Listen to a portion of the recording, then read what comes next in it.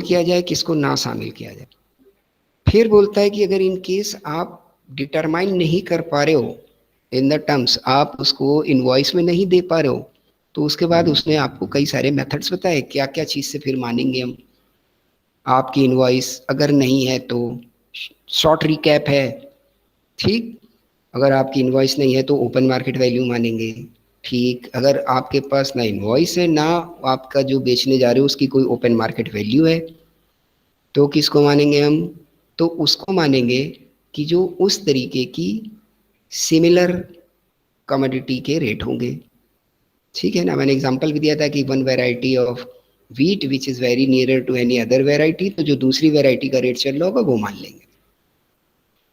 अब ये भी ना मिले आपको, ना ओपन मार्केट वैल्यू है, ना कोई नियर बाई उसकी कोई जो उसके सब्सिट्यूट चल रहे हैं उनका कोई मार्केट रेट मिल रहा है, तो द काइंड में उसका जो कन्वर्जन होता है, जैसे कल हम लोगों ने एग्जांपल लिया था कि 2 बोरे गेहूं के बदले में अगर 8 बोरे रेहू के रुई के रेट बराबर है, तो वो जो 8 बोरे रुई के रेट हैं उनको ट्रांजैक्शन वैल्यू मान लिया जाएगा फॉर द पर्पज ऑफ जो हमारा वो 2 पैकेट ऑफ व्हीट है। क्लियर, काइंड्स में कन्वर्ट करते हुए।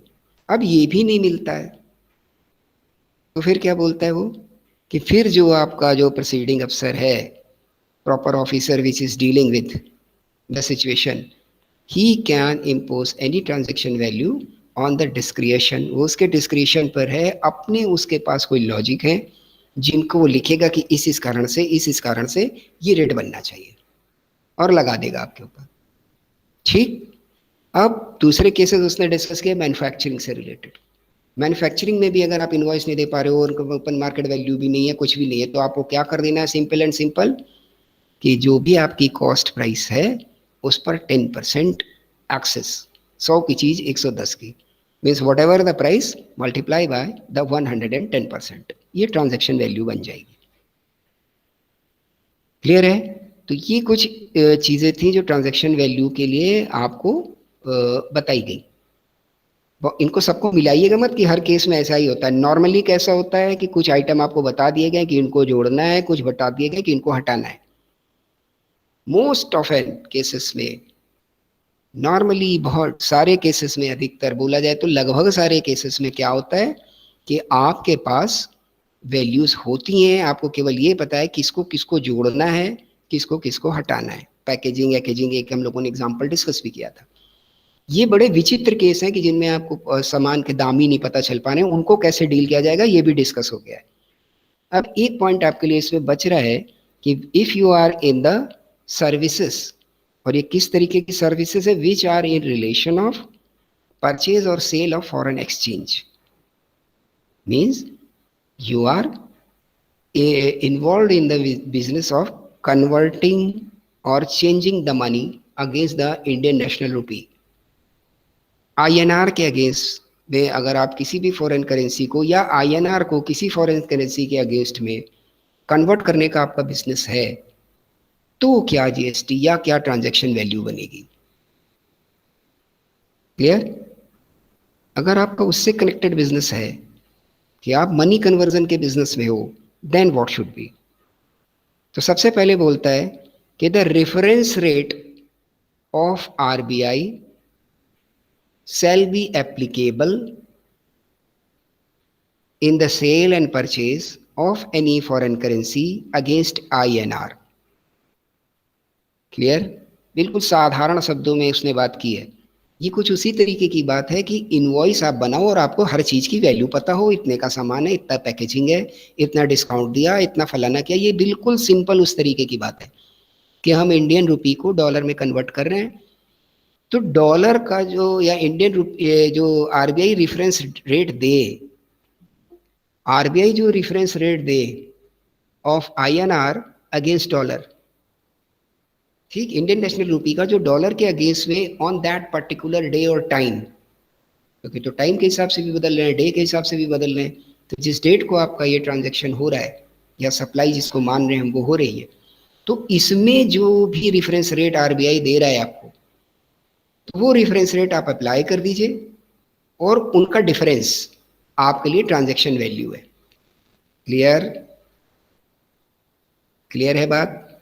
इंडियन नेशनल रुपी की जो वैल्यू है अपनी, और जो रेफरेंस रेट दिया उसने डॉलर का, तो मल्टीपल ऑफ नंबर में होगा ना, तो उस मल्टीपल ऑफ नंबर में, नंबर ऑफ द करेंसी में आपने मल्टीप्लाई किया, तो एक वैल्यू उसको कन्वर्ट कर लिया इंडियन नेशनल रुपी के टर्म में। और आपको अपना इंडियन नेशनल रुपी तो पता ही है कि इतने को हम बदल लें। तो ये जो डिफरेंस है, that is the you can say the determination, इसी को डिटरमाइन करना है, that is the point of determination for the value of supply. तो ये आपकी वैल्यू ऑफ सप्लाई बन जाएगी। क्लियर? यहाँ कोई झगड़ा नहीं है, क्योंकि यहाँ आपको पता है कि यहाँ पर जो है वो INR के अगेंस्ट में डॉलर पे काम कर रहे हैं हम, तो हमको दोनों के रेट पता है, तो इनके बीच का डिफरेंस हमारे लिए सीधा सीधा वैल्यू बन जाता है, ट्रांजैक्शन वैल्यू। अब दूसरे केसेस देखिए, इनमें तो कोई कंफ्यूजन नहीं है ना, पहले तो ये बात, इसमें कोई कंफ्यूजन नहीं होना चाहिए, और हो तो हम आपसे ये उम्मीद रखते हैं कि आप क्वेरी पूछ के उसको खत्म कर लेंगे।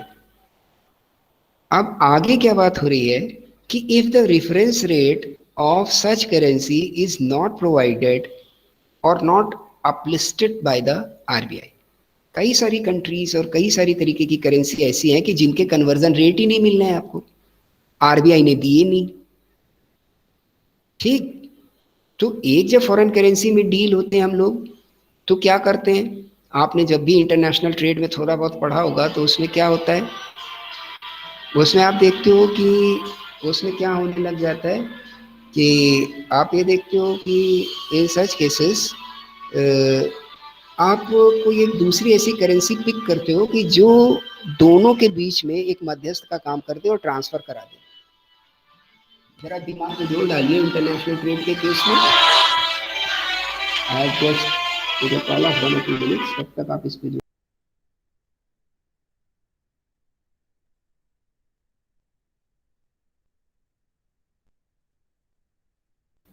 जहाँ पर हमको रिजर्व बैंक से उस पर्टिकुलर करेंसी के रेट नहीं मिलते जिस पे मुझे काम करना है, तो इंटरनेशनल ट्रेड में आपने पढ़ा होगा, यहाँ पर भी फॉरेन करेंसी आपने पढ़ी है, वहाँ पर आपने पढ़ा होगा, जस्ट शॉर्ट वाइल,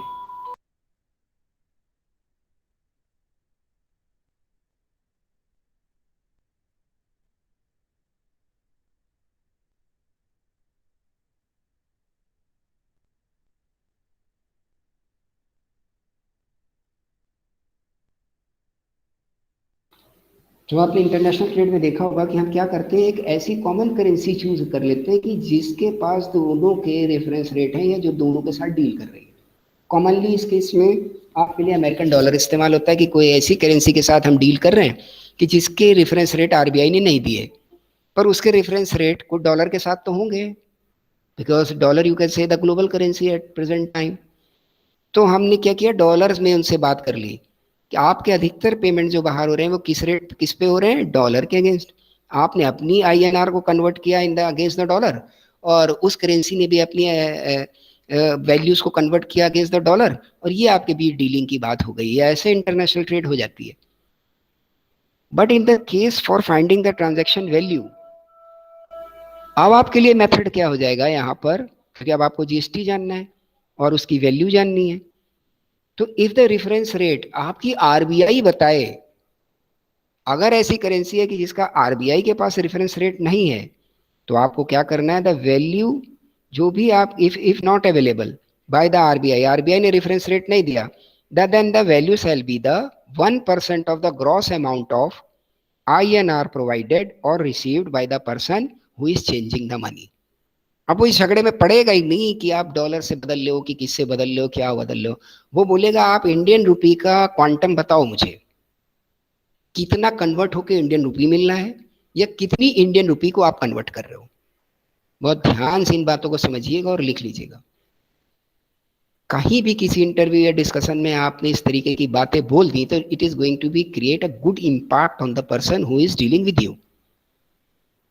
अगर बड़ा क्वेश्चन आ जाए तो इसको आप अच्छे से लिख लीजिए।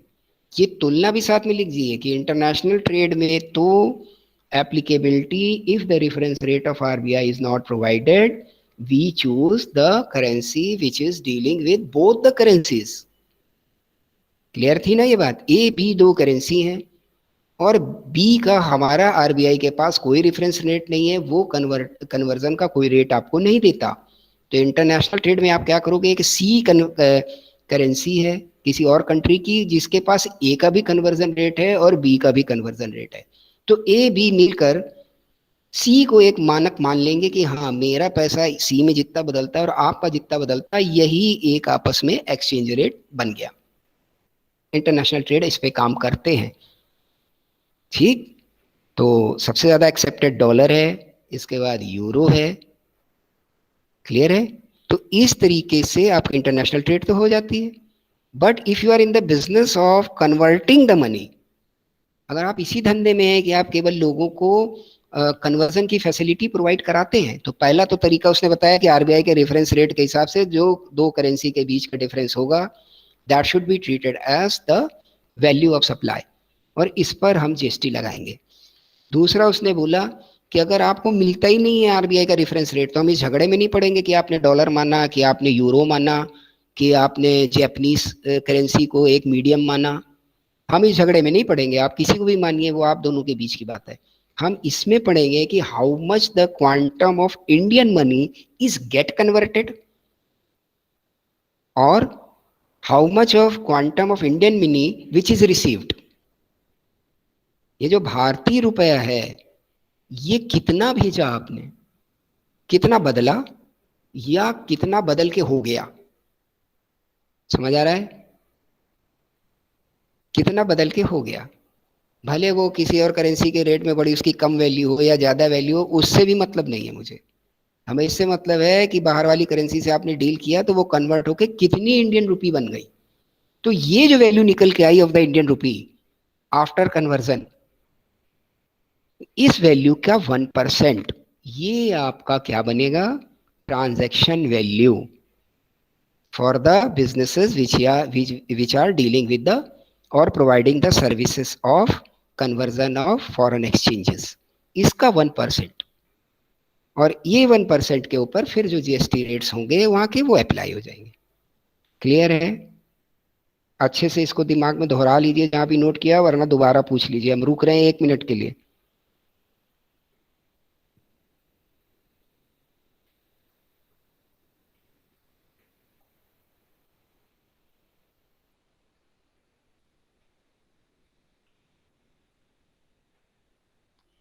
क्लियर है sir? Clear, okay, thank you. अब अगले पॉइंट पे बढ़ते हैं हम लोग। ये कौन से बेटा केस थे कि जब हम भारतीय रुपए को बदल लें किसी दूसरी करेंसी के अगेंस्ट में। अगर आप एक्सचेंज की सर्विसेज प्रोवाइड करा रहे हो, तो कोई ऐसा भी बंदा आपके पास आ सकता है जो बोले कि मेरे डॉलर ले लो, इसके बदले में आप मुझे दीनार दे दो इतने के, इंडियन रुपी की कहीं बात ही ना हो सकते हैं ना ऐसे केसेस। मान लीजिए किसी का बिजनेस अमेरिका में है, साथ ही सऊदीया में भी है, या किसी ऐसी कंट्री में है कि आप वो दो करेंसी में उसको डील करना है, आपके पास फैसिलिटी है फॉरेन एक्सचेंज प्रोवाइड कराने की, तो वो आपसे ये कह सकता है कि मुझे इंडियन रुपी में कन्वर्जन नहीं चाहिए, मुझे ज़रूरत ही नहीं है, मेरे पास ये डॉलर पड़े हैं, या मेरे पास ये इतने डॉलर मुझे आप बदल के रियाल में दे दो। रियाली करेंसी है आई थिंक ऑफ द सऊदीया, रियाल में दे दो या पाउंड में दे दो, ब्रिटेन की करेंसी में। तो अगर वो ऐसा कुछ बोलता है, ठीक, अब आपके लिए समस्या है, क्योंकि अब तो इंडियन रुपी आ ही नहीं रही। उसने एग्जांपल किसका दिया था आपको, दोनों पहले वाले इंडियन रुपी के अगेंस्ट में। इन केसेस में क्या होगा, जल्दी से देखो आप, इन केसेस में क्या होगा कि वो बदल के तो दे देगा, और ये अदलाओ बदलाओ, प्लीज नोट डाउन, ये जो कन्वर्जन होगा that is against the relation और conversion exchange value of such two currencies in which the dealer is dealing। जैसे डॉलर के अगेंस्ट में किसी ने पाउंड मांगे, तो यार डॉलर और पाउंड का कोई अपना कन्वर्जन का रिलेशन होगा ना, उसमें तो कन्वर्ट होंगे। आपकी इंडियन रुपी से तो वहां कोई लेना देना नहीं है, लेकिन आप फैसिलिटी इंडिया में प्रोवाइड करा रहे हो और इंडिया में इसको सर्विसेज माना गया है कन्वर्जन फैसिलिटी को, तो जीएसटी आके खड़ा हो गया कि नहीं भाई ये सर्विसेज है और मुझे जीएसटी चाहिए। और अगर जीएसटी चाहिए तो एक ट्रांजैक्शन वैल्यू निकाली जाएगी। बड़ी मजेदार बात है यहाँ पे जो आपको ध्यान देनी है।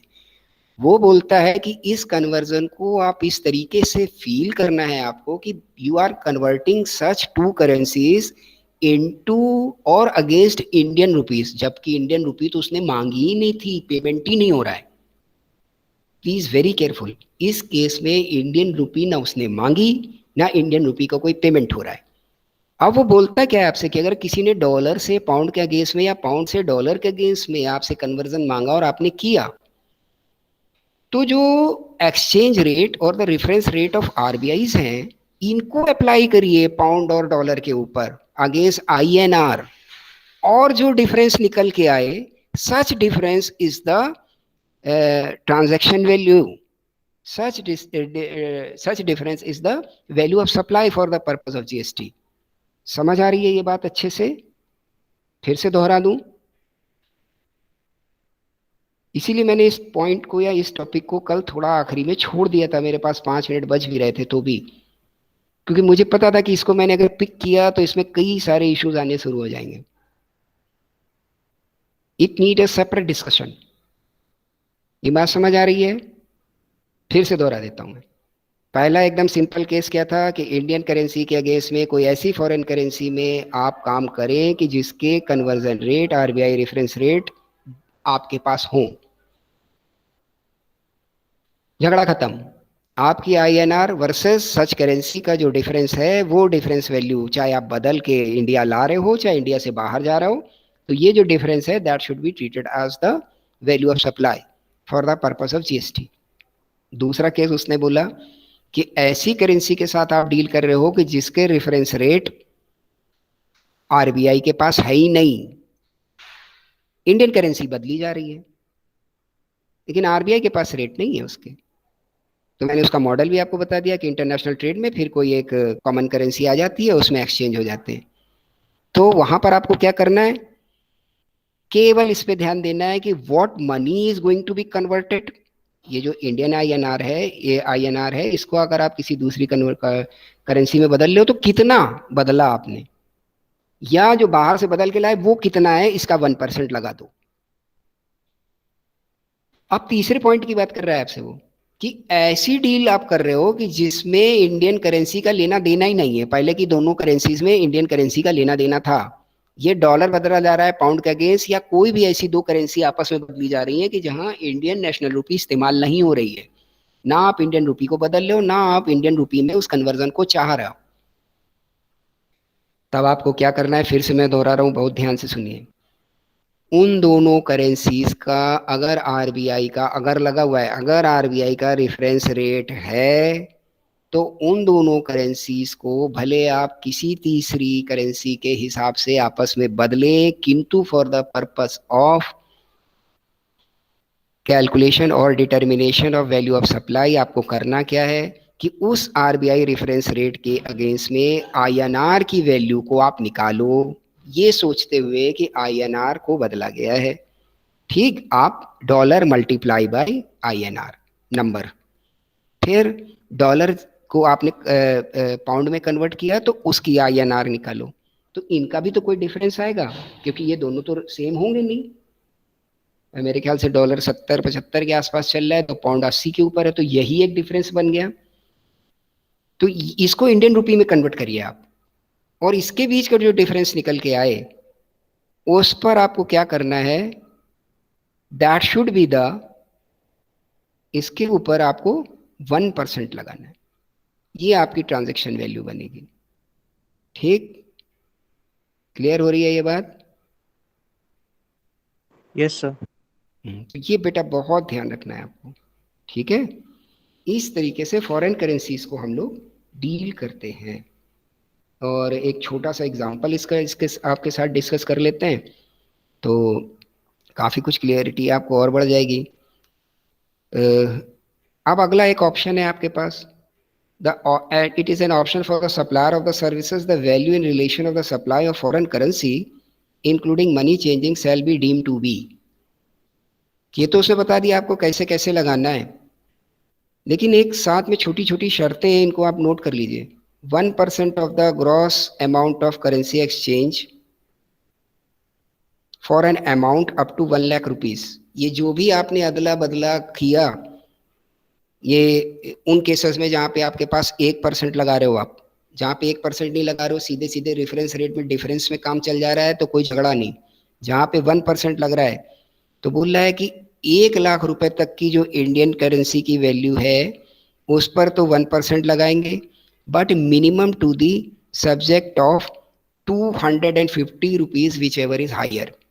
यानी 250 से कम तो लेंगे नहीं, 250 से कम तो मानेंगे नहीं। क्लियर?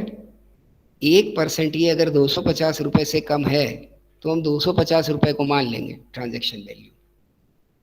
क्लियर? ऐसे कोई भी केसेस हैं तो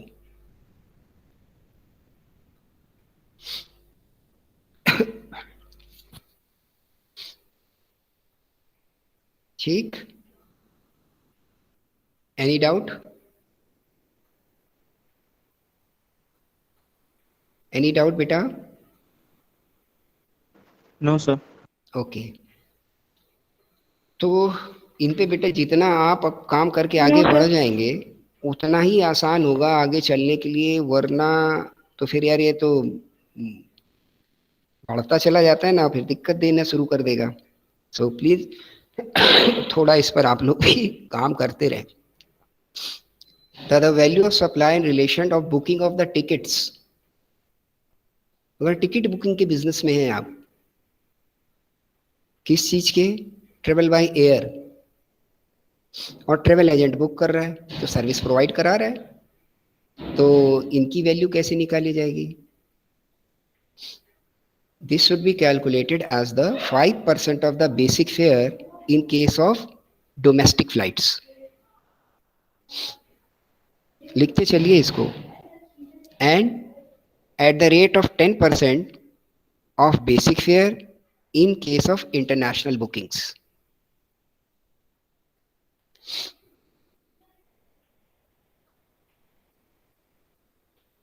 क्लियर? अभी जो बेसिक फेयर है इसको बेटा अंडरलाइन कर लेना। बात समझ आ गई ना कि जो लोग एयर टिकट के बिजनेस में हैं वो भी सर्विस प्रोवाइड करा रहे हैं, उनको भी जीएसटी देना है, तो यार वो क्या जीएसटी पूरे पूरे टिकट के दाम पे दे देंगे? नहीं भाई, तब तो उनको बहुत हाई जीएसटी पड़ जाएगा। तो ये जीएसटी पड़ेगा किस पे? जो बेसिक फेयर है, इस बेसिक फेयर का 5% इन case of the domestic flights and 10% of the basic fare in case of the international flights. So now question arises, what is this basic fare? Basic fare is the fare on which any travel agent get commissions. अच्छे से लिख लेना इसको।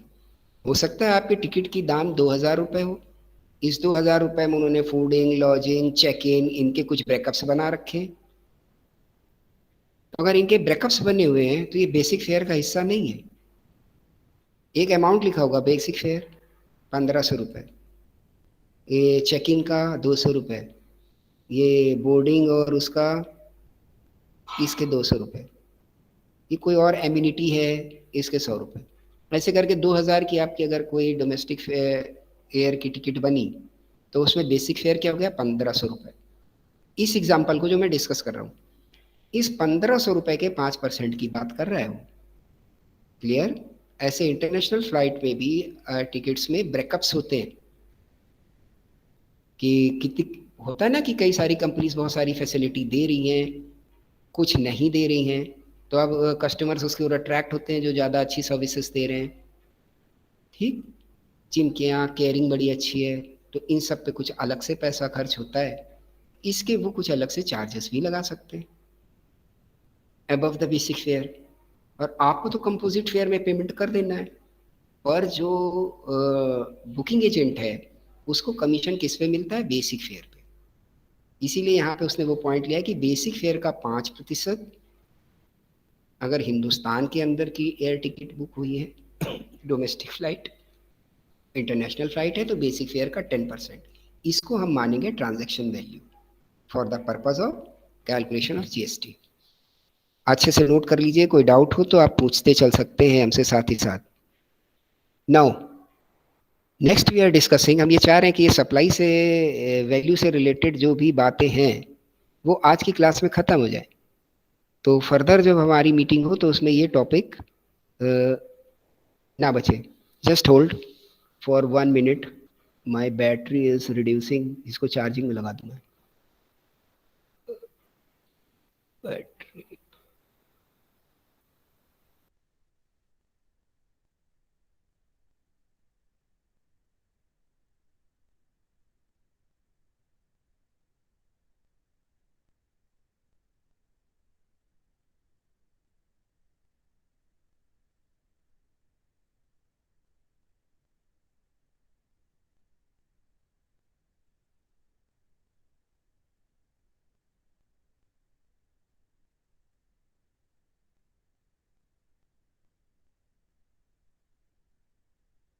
Okay. जो अभी तक discuss हुआ इसमें कोई क्वेरी है तो जल्दी से पूछ लीजिए. नहीं, हम लोग अब अगला पॉइंट लेने जा रहे हैं कि लाइफ इंश्योरेंस बिजनेस में जो एजेंट काम कर रहे हैं, how they are going to be liable for the payment of the GST, or how their transaction value is going to be determined. Yes, any query regarding the things which are discussed in the session of today? No sir, no sir. Okay okay. तो अब हम लोग किस पर बेटा आप discuss करने जा रहे हैं? हम लोग अब डिस्कस करने जा रहे हैं कि लाइफ इंश्योरेंस बिजनेस में जो लोग लगे हुए हैं, जैसे एजेंट है जो आपका जीवन बीमा कर रहे हैं, लाइफ इंश्योरेंस, तो इनको भी वो आपको सर्विस दे रहे हैं, तो इनको क्या लगेगा? जीएसटी. इनके ऊपर कैसे जीएसटी पड़ेगा? ठीक. In relation to the life insurance business, the gross premium. एक एक वर्ड को अच्छे से नोट कर लीजिए, फिर हम लोग डिस्कस करेंगे. The gross premium charge from a policy holder reduced by the amount allocated for investment or saving on behalf of policy holder.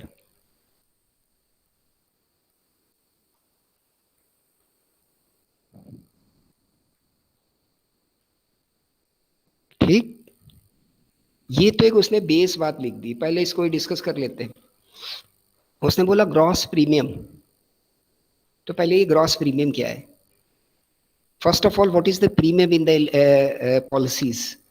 Policies में प्रीमियम का क्या मतलब है, ये हमको आपको जरूर पता होना चाहिए, because we are in the studies of businesses.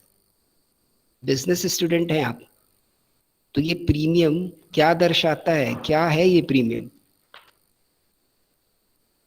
जल्दी से बेटा, कोई ट्राई करते चलो तो आप इन्वॉल्व रहोगे, देन यू गेट इंटरेस्टेड, तो आपको इंटरेस्ट आएगा. क्या होता है प्रीमियम? में गलत सही सब बताने की पूरी पूरी छूट है. Just the motive to get you involve in the discussion, तो आपको इंटरेस्ट आएगा. इस प्रीमियम से आप क्या समझते हैं? पॉलिसी के केस में क्या होता है प्रीमियम?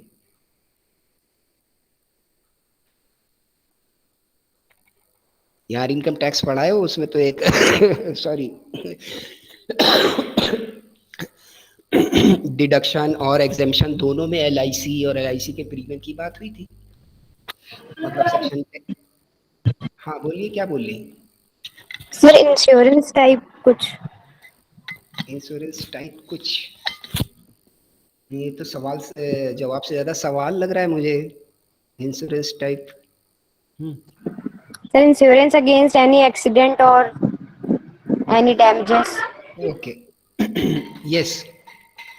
चलो एक काम करो, कोई भी पॉलिसी है और आपने क्योंकि अब आपका सब्जेक्ट हो चुका है in the 5th semester income tax, और उसमें आपने सेक्शन 80C में पॉलिसी से रिलेटेड डिडक्शंस को पढ़ा है, और सेक्शन 10 जहाँ पे एग्जेम्पशन ऑफ द इनकम है वहाँ पे भी पॉलिसी से रिलेटेड चीज़ों को पढ़ा है. ठीक, आपके कोर्स का हिस्सा रह चुका है. तो एक वर्ड आया होगा सम एश्योर्ड, दूसरा वर्ड आता है प्रीमियम. ये दोनों वर्ड क्या है? ये sum assured means the amount of policy which any company is assuring you to get. ठीक, जिसके के लिए वो आपको आश्वासन देती है कि इतना पैसा तो हम आपको देंगे ही, that is the sum assured. जिसको आप नॉर्मल लैंग्वेज में बोलते हो कि इतने की पॉलिसी ली या इतने का बीमा कराया। आप बोलते हो ना मेरी 5 लाख की पॉलिसी है या मेरी इन्होंने 10 लाख की पॉलिसी है, 2 लाख की पॉलिसी है, तो ये जो 10 लाख, 5 लाख, 2 लाख है, that is called the sum assured. ठीक, this is the assurance given by the company. जिनका आपने इंश्योरेंस प्रोडक्ट खरीदा वो आपको एश्योर करते हैं कि इतने के अगेंस्ट में आपको इतना पैसा तो हम लौटाएंगे, कब, या तो मैच्योरिटी पूरी हो जाए या in the case of the life insurance बीच में ही जो पॉलिसी होल्डर है वो डिसीज्ड हो जाए। क्लियर? इसको बोलते हैं सम एश्योर्ड, जिसको देसी भाषा में या नॉर्मल टर्म्स में हम लोग क्या बोलते हैं, कितने की पॉलिसी खरीदी, इतने की पॉलिसी ली। अब प्रीमियम क्या है? Premium is the regular mode of payment against such policy, जिसको आप बोलते हो बीमा की किस्त। समझ आ रहा है? Nothing with the accident, nothing with the L's. ये किस्त घटती या बढ़ती है जब आप कोई उसमें अलग फीचर जोड़ लो कि कोई एक्सीडेंट कवर है तो 5 रुपए, 10 रुपए, 20 रुपए बढ़ जाएगी। एज के अगेंस्ट में घटती बढ़ती है, because as is just a outcome of the return of the money. जो आपने एन्यूटी पढ़ी है ना फाइनेंशियल मैनेजमेंट में, जो एन्यूटी आपने पढ़ी है, जिसमें एन्यूटी में एक टेबल हुआ करती थी against the time versus interest, जो आपने वहां पर पढ़ा हुआ है ना एन्यूटी टेबल, एन्यूटी टेबल से डिसाइड होती है कि मार्केट में क्या रेट चल रहे हैं, इसके हिसाब से आदमी की उम्र कितनी है, मतलब उतना ज्यादा रिस्क फैक्टर है, और रेट ऑफ रिटर्न क्या है, इस हिसाब से वो एन्यूटी टेबल बना दी जाती है। तो पता चल जाता है कि इनका प्रीमियम इतना होगा अगर ये इस एज में है। तो फार्मूला वही आपका अप्लाई हो जाता है, आई और आर वर्सेस एन वाला। ठीक, जो आपने कंपाउंडिंग और डिस्काउंटिंग में पढ़ा है। सारा आपका पढ़ाई का रिलेशन हम बता रहे हैं, इसमें कोई भी ऐसी चीज नहीं है जो आपकी पढ़ाई से बाहर है। मैंने पहले ही यूज किया था कि कोई भी लेमैन ये बोल सकता है कि प्रीमियम का मतलब ये है या इसका मतलब ये, हम आप बेटा नहीं बोल सकते।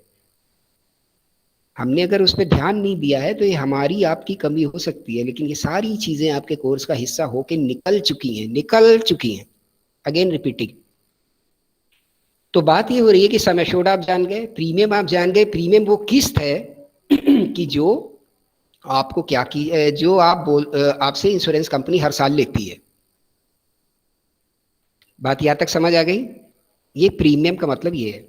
अब वो बोलता क्या है कि इस प्रीमियम में से ये ग्रॉस है, तो ग्रॉस है तो इसमें कई सारे भेद होंगे।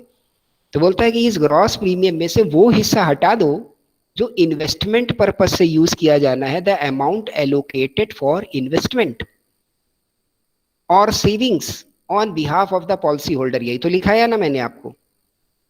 तो वो बोलता है कि इस प्रीमियम में से वो हिस्सा हटा दो जो किसी सेविंग या इन्वेस्टमेंट का हिस्सा है, क्योंकि आज की डेट में देखो तो आप कई सारी पॉलिसी ऐसी चल रही है कि जिनका कनेक्ट किसके साथ है, या तो म्यूचुअल फंड के साथ है या किसी और के साथ है। तो वो आपसे खुद पूछ लेते हैं कि आपको किस रेंज की पॉलिसी चाहिए, आप पूरे पैसे की सिक्योरिटी चाह रहे हो कि इतना पैसा आपका लिंक कर दिया जाए विद द मार्केट्स, और हम इन तरीके के म्यूचुअल फंड्स में डील करते हैं, या हम खुद एक म्यूचुअल फंड चलाते हैं और हम सारे पैसे को आपकी उसमें इन्वेस्ट करते हैं शेयर मार्केट में या कहीं पर भी, या हम किसी गिल्ड एज सिक्योरिटीज में इन्वेस्ट करते हैं, गवर्नमेंट सिक्योरिटीज में।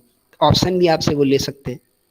तो अगर ऐसा कुछ एलोकेशन है आपके प्रीमियम में कि आपसे वो बोलते हैं कि 15,000 रुपए का प्रीमियम है आपका, जिसमें कि 5,000 रुपए against the value of policy जो आपकी 2 लाख की है वो आपको मिलती रहेगी, और उसके अलावा ये 5,000 रुपए हम गवर्नमेंट सिक्योरिटी में इन्वेस्ट कर देंगे, और बाकी के 5,000 हम आपके इन्वेस्ट कर देंगे in the mutual funds in which we are dealing with.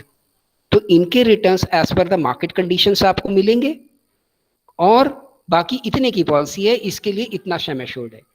अब आपको बात समझ आ रही है कि प्रीमियम में ग्रॉस क्या है और हटाना क्या है? पहले प्रीमियम समझ आ गया, मतलब किस्त जो आप दे रहे हो।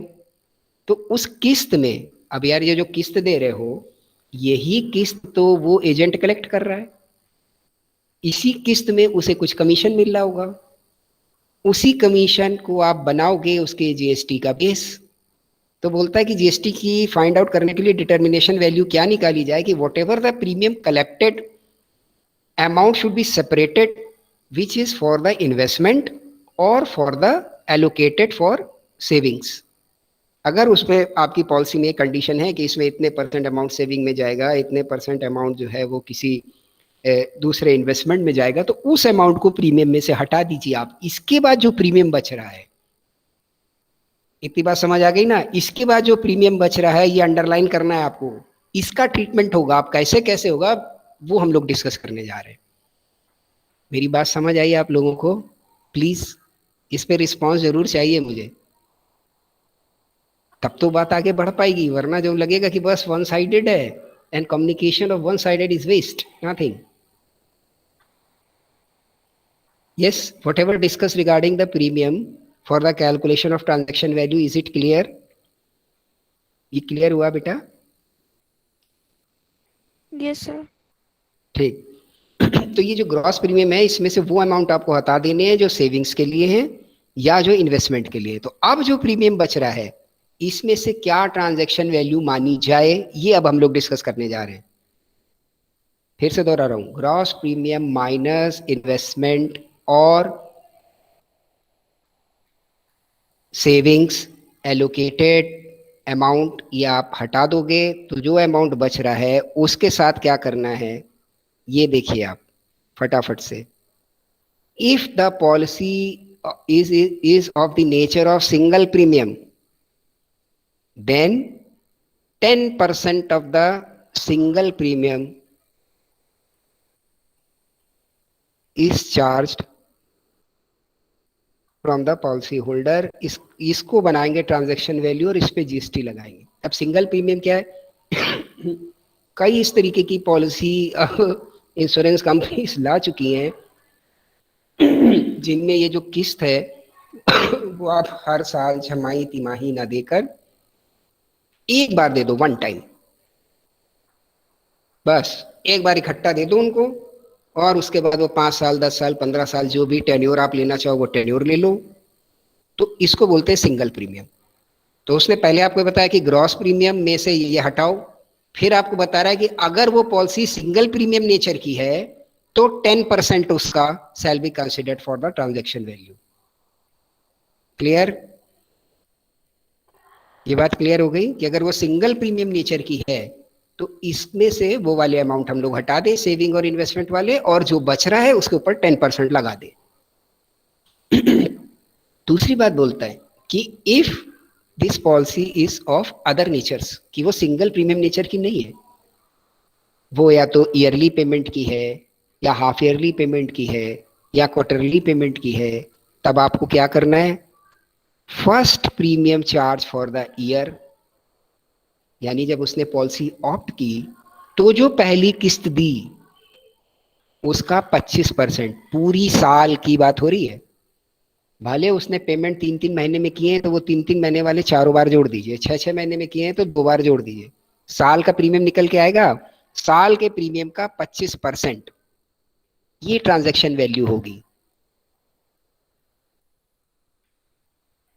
Clear? This is the value of supply. अब आपकी पॉलिसी चल रही है तो वो पहली साल के बाद दूसरी साल भी प्रीमियम दोगे, फिर तीसरी साल भी दोगे, फिर चौथी साल भी दोगे, तो पहली साल तो 25% और आगे के सालों पर 12.5% of the premium value, 12.5% of the premium value.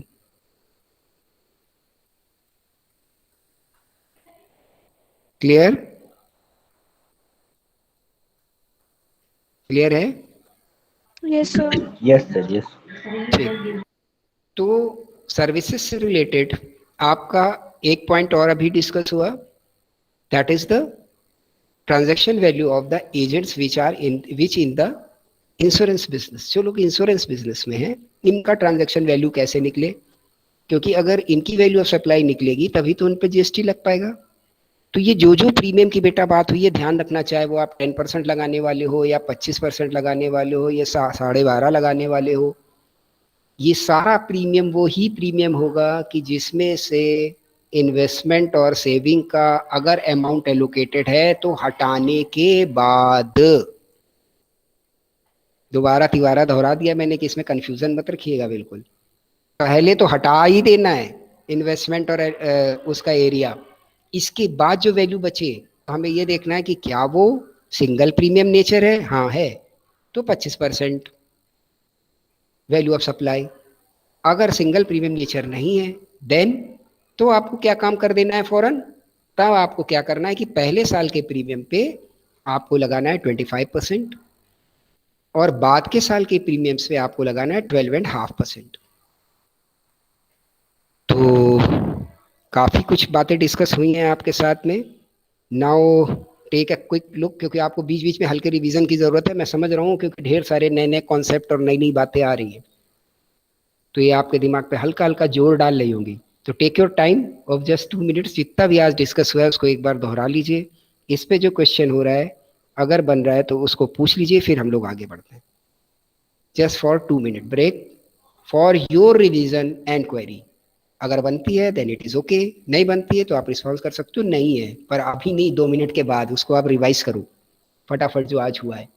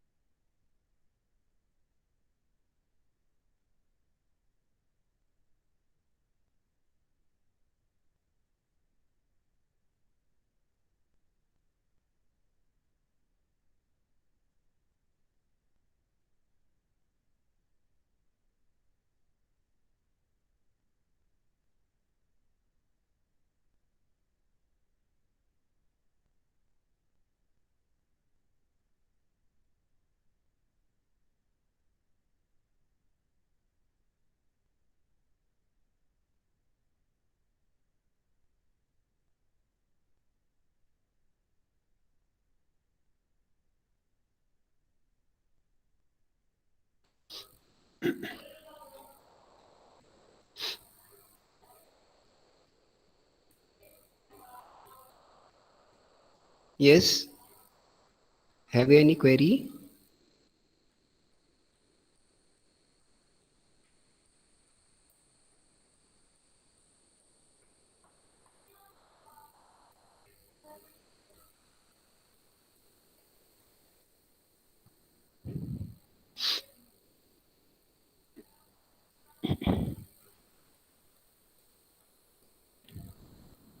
Yes बेटा, कुछ पूछना है? No sir. ओके चलिए अब अगले कुछ फर्दर पॉइंट्स सब लोग देखते हैं। Where the taxable supply is provided, लिख लीजिएगा, is provided by a person dealing in buying and selling of second hand goods. Clear है? जो सेकेंड हैंड गुड्स में डील करते हैं, कई सारे लोग हैं जिनका बिजनेस है कि पुराना सामान खरीद रहे हैं और फिर उसको बेच रहे हैं। तब जब पुराना सामान खरीदा जा रहा है और बेचा जा रहा है मतलब आईटीसी नहीं है वहां पर, ठीक, बिकॉज आईटीसी में वैट शामिल है, वैल्यू एडेड, तो हर लेवल पे वैल्यू एडेड हो तो आईटीसी कटेगी, आईटीसी मिलेगी आपको, मतलब इनपुट टैक्स क्रेडिट। तो अगर कोई सेकेंड हैंड है तो इसका मतलब that goods is consumed goods. आपको ध्यान क्या रखना है कि अगर कोई सेकेंड हैंड सामान बिक रहा है तो वो कंज्यूम्ड गुड्स है, और कंज्यूम्ड है तो ट्रेडिंग के पर्पज से लिया नहीं गया है, और ट्रेडिंग के पर्पज से लिया नहीं गया है तो वो बंदा रजिस्टर्ड डीलर नहीं है। जैसे आपके पास कोई पुरानी कार है, ठीक, और आप जीएसटी में तो रजिस्टर्ड हो गई नहीं, और उस पुरानी कार को आप बेचने जाओ तो जिसने आपसे खरीदा है उसको तो आईटीसी मिलेगी नहीं। कारण क्योंकि आप तो आईटीसी से जीएसटी में रजिस्टर्ड नहीं हो एज अ इंडिविजुअल। अगर आप कार के बिजनेस में नहीं है खरीदने बेचने के तो आप क्यों रजिस्टर्ड होंगे जीएसटी में? गेटिंग? अगर आप ऐसी कोई सेकेंड हैंड चीज को बेचते हो और किसी का धंधा यही है कि वो सेकेंड हैंड चीजों को खरीदे और उसके बाद उनको फर्दर सेल आउट करे, then what is going to be happen or what is to be calculated for the purpose of value of supply or the transaction value which is going to be further taxed for the purpose of GST. तो GST में tax लगाने के लिए यहाँ पर ये जो व्यापारिक गतिविधि हुई, इसमें क्या प्राइस माना जाए? तो ध्यान रखिए, purchasing and selling difference, buying and selling difference of such second hand goods, item to item wise चलेगा ये। कोई कार है वो किसी डीलर ने खरीदी और बेची तो हो सकता है उसमें 50,000 का फायदा हो गया हो, कोई कार खरीदी और बेची तो हो सकता है उसमें 10,000 का फायदा हुआ हो, कोई कार खरीदी और बेची तो उसमें कोई लॉस भी हो सकता है। तो ऐसे करके आप item to item wise the selling and purchase difference of each and individual items which are dealt for the second hand transaction, और इनकी प्रूफ ऑफ वैलिडिटी चाहिए आपको। क्लियर? प्रूफ ऑफ वैलिडिटी कि अगर आपने किसी से खरीदी है तो उसको आप पेमेंट करो by a certified mode, means by cheque और by financial transaction of online mode. आप एनईएफटी करो, आरटीजीएस करो, कुछ भी ऐसा करो उसके साथ। अगर आप उसके साथ ऐसा करते हो तो आपकी परचेज वैलिडेट हो गई। Same with the sale. तो जब ये दोनों आपके वैलिडेटेड अमाउंट होंगे, then the difference of such amounts which is between buying and selling, such value shall be considered as transaction value for the purpose of imposing GST at the rate prescribed on such type of businesses in the case of when the dealer is engaged in the second hands trading of any goods। बात clear हो गई अच्छे से कि अगर second hand business में कोई है तो कितने का खरीद रहा है, कितने का बेच रहा है, इसमें जो फाइनेंशियल ट्रांजैक्शन हुए इनकी वैलिडिटी प्रूफ हो सेलिंग और परचेज प्राइस के लिए, तो इसका डिफरेंस जो है वो क्या माना जाएगा आपके लिए? Transaction value. इस पे जीएसटी के रेट अप्लाई हो जाएंगे। क्लियर? अब दूसरी बात आपसे बोलता है आगे, the value of any token और एनी वाउचर और एनी कूपन और एनी स्टैम्प। आप देखते ना कि कोई आपको टोकन दे दिया गया कि आप आइए मेरे यहाँ पे, आप बिजनेस ये वाला आज के दिन आप परचेज करोगे तो हम इतने कूपन और इतने वो देंगे, वाउचर देंगे, फलाना देंगे, जिससे आप यहाँ पे आके फ्री नाश्ता कर सकते हो, फलाना कर सकते हो।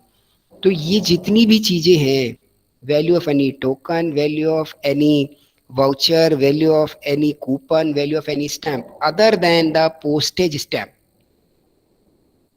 Other than the postage stamp,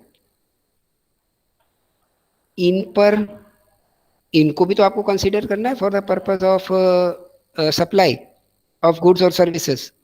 तो redeemable value, redeemable value please note down, जितने पे वो कूपन, जितने पे वो टोकन, जितने पे वो स्टैंप रिडीम होगा, मतलब अल्टीमेट रिजल्ट प्रोड्यूस करेगा एज मोनेट्रियल, मोनेटरी के अगेंस्ट में जो रिजल्ट प्रोड्यूस करेगा at the end, that should be the value of such coupon, such voucher और सच स्टैम्प। मीन्स इस conversion quality against the money, इसको हम लोग मानेंगे for the purpose of transaction value. की ट्रांजैक्शन वैल्यू में अगर कुछ मनी है, कुछ ये रिडीमेबल कूपन्स हैं, तो ये कितने के रिडीम होंगे? भले आप प्रॉमिस कर दो ये तो 100 रुपए का हो जाएगा, ये कल को चल के वो 80 का हुआ, तो इसकी रिडीमेबल वैल्यू लेंगे। क्लियर? तो काफ़ी कुछ बातें आज से आपकी डिस्कस हो गई हैं। और in case of the value of supply, I think most of things are covered, just a discussion of 10 minutes is still remaining, which should be covered in the next session। इसमें अधिकतर सारी बातें आपकी cover हो चुकी हैं, आपके लिए छोटा सा एक हिस्सा बच रहा है, वो 10 मिनट में कवर हो जाएगा, वो अगले सेशन में हम लोग ले लेंगे। उसके बाद कोई दूसरा पॉइंट इसका हम लोग फर्दर पिक कर लेंगे। क्लियर? ओके, तो now it is your time. आज जो भी बेटा हुआ है उस पर अगर आपकी कोई भी क्वेरी बनती है तो वो आप पूछ सकते हैं। Further you have any suggestions और any type of valuable inputs regarding the class और रिगार्डिंग द डिस्कशंस और रिगार्डिंग द स्टडी, उनको भी आप रख सकते हो। Just in 1 or 2 minutes you have. कोई चेंज चाहते हैं आप, कोई सपोर्ट चाहते हैं तो वो भी आप रख सकते हैं। ठीक, 2 यूनिट का कोर्स मैंने आपको अवेलेबल करा दिया है, 3 यूनिट पे बाकी मेरा काम चल रहा है, बहुत जल्दी वो भी मैं आपको अवेलेबल करा दूंगा। ठीक, तो आपकी 5 यूनिट का स्टडी मटेरियल आपको मिल जाएगा। तो मेरी ये गुजारिश होगी आप सारे लोगों से कि जो भी डिस्कस होता है, please search in the study material provided to you, और you have any other type of study material तो उसके साथ आप उसको मिलाएं, और फिर उसके बाद भी कोई क्वेरी जनरेट होती है तो वो आप कृपया कृपया पूछें। ठीक, ओके सर। अच्छे से आपकी तैयारी हो जाएगी, या जो Okay, भी sir. आपने डिस्कशन में सुना वो वैलिडेट हो जाएगा। Okay, if there is any query then you may ask, otherwise it is time to close the session. So please respond, have any query or no query? No, sir. No query, sir. No query. Okay, then thank you all of you. Very nice Thank you, sir. meeting. Thank you, sir. Have a nice day. Have a nice day. Have a nice day.